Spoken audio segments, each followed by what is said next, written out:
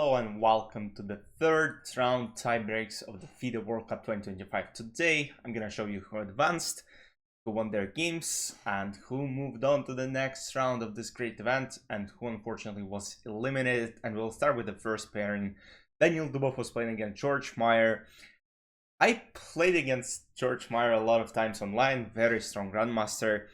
So they made a lot of draws. So they made 2 draws in classical chess, then they made 2 draws in rapid chess, and this time they moved to the, I think it was Blitz time control, and Daniil was playing with white pieces. And you know, we know Daniil is like a very creative, modern Tal, if you want to call him that way, and he's very aggressive. And in this game he showed something incredible. So he goes e4, e5, and from any top grandmaster you would expect knight f3 move on the second move, and then Rai Lopez or Italian game, doesn't matter. But Daniil plays knight c3, Vienna game, but potentially Vienna gambit. So knight f6, bishop c4, and now knight e4. So the idea of knight e4 is that after knight e4 there is d5, and black are actually a lot better. But in this case, knight e4 is not the best move. So I think bishop c5 is the main line, or knight c6. I actually never seen knight e4 played in this position. And now Daniil goes queen h5. And after knight d6, bishop b3, knight c6, Daniil goes knight b5. And the point is, now black only have one move, as you might see here, by computer suggestions, which is g6. But here George already started spending a lot of time. So knight b5, threatening to take on d6, and if knight b5, of course, scholars checkmate. So of course the grandmaster of such an elite level defends g6, queen f3, and now knight f5. And knight f5 was a huge mistake, because now still Daniil exploits this f7 weakness. He first goes queen d5, and after knight h6 he plays d4. His idea now, if this pawn takes, bishop h6, and this pawn falls, and of course the position is hopeless.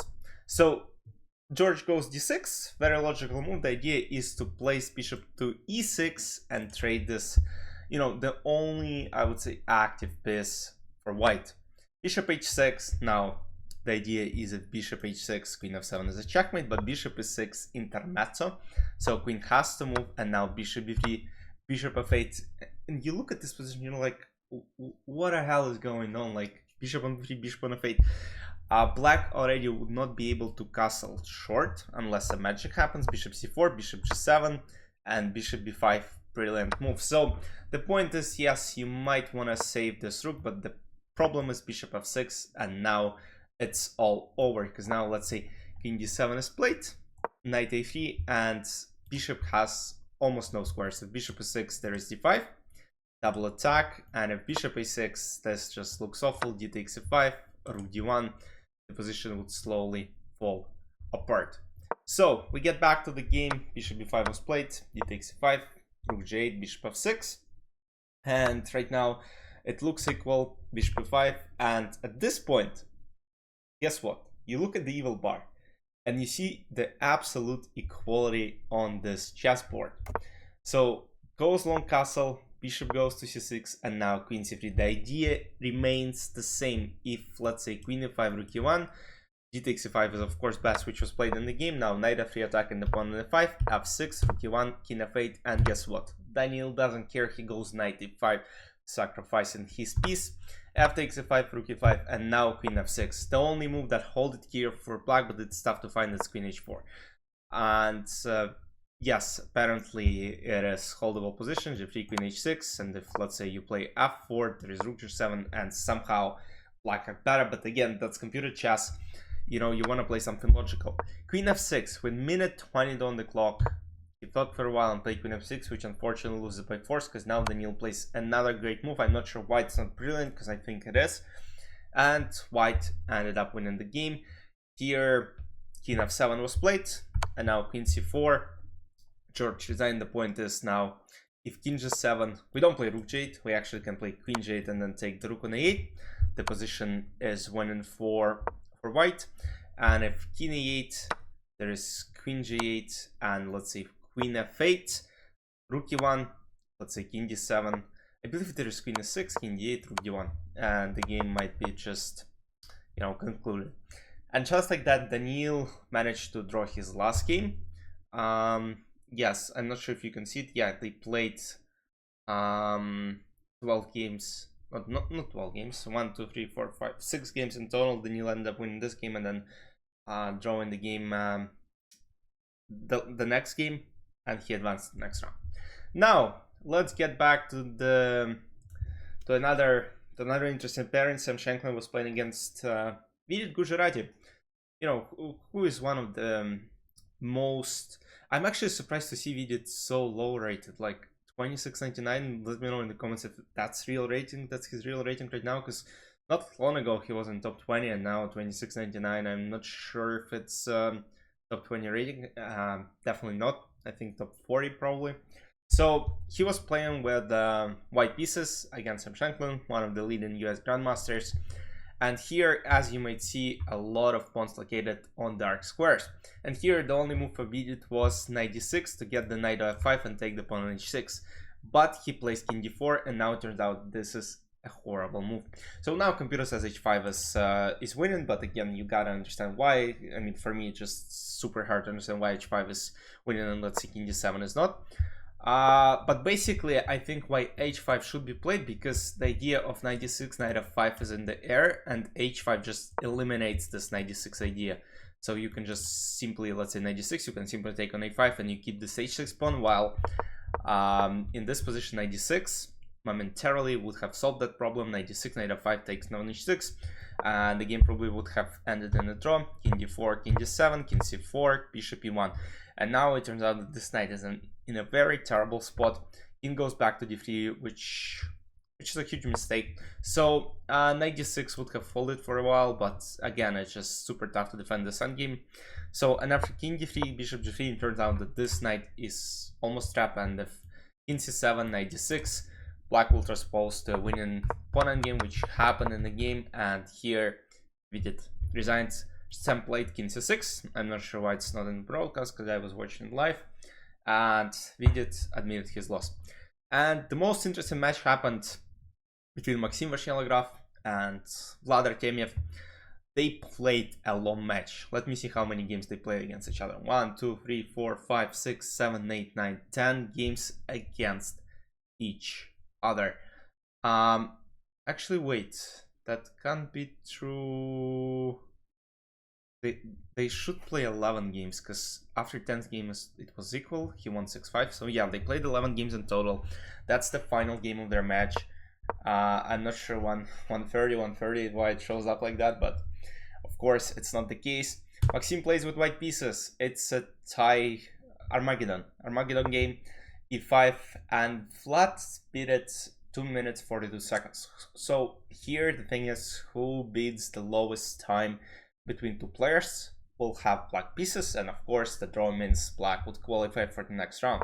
So Maxim is in a must-win situation. Vlad can draw and advance. Bishop b5 a6. We had quite a boring opening d4, but here it's easier to play with white pieces. Their pieces are more developed, better placed.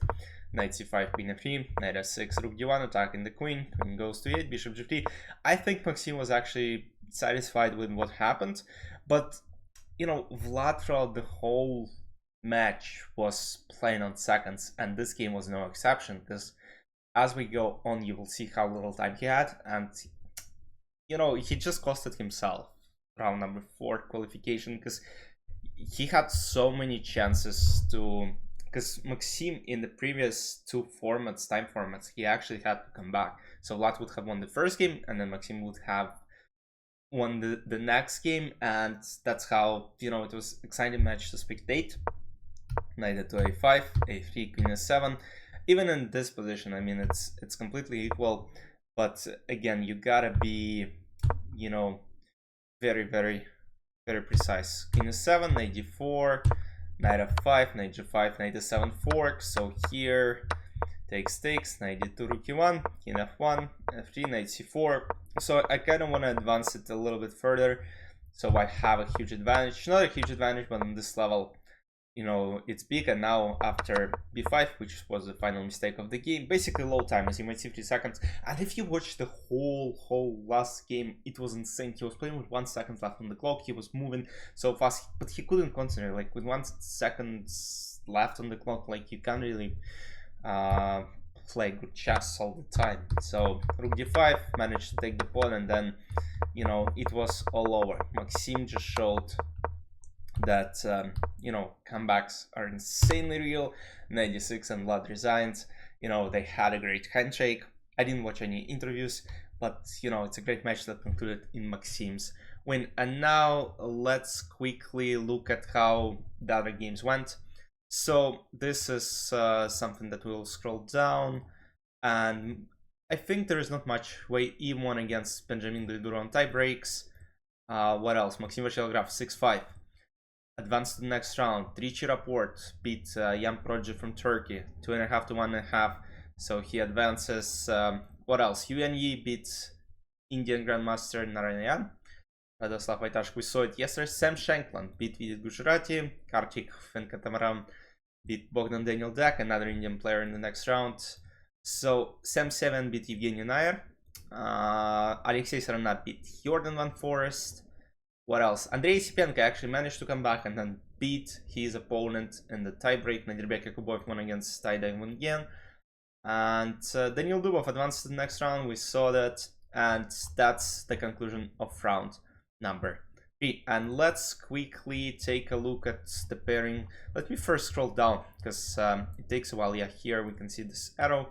So, Petr Liek, Arjun Rigazi, Levon Aronian, Radoslav Vaitashek, Sam Seven, Lorenzo Lodici, Ваи Пархам Махсудлу, Андрей Сипенко, Vincent Keimer, Maxim Vachelgraf, Alexei Grebnik, Sam Shankland, Richie Rapport, Prag, Dubov. That's an interesting pairing. 2 German players going against each other. Lekwan Liam Kartik, Avander Gabriel, Pranav Yakuboev, Sarana Martinez, Randelius Harikrishna, Yoni Sindarov, and Svane versus Oksana. A lot of interesting pairings. Let's see who will be advancing further. Hope you enjoyed. See you soon. See you tomorrow with probably the recap of another great game played in the FIDE World Cup earlier. I think around number 2. So hope you enjoyed. See you tomorrow. Bye bye.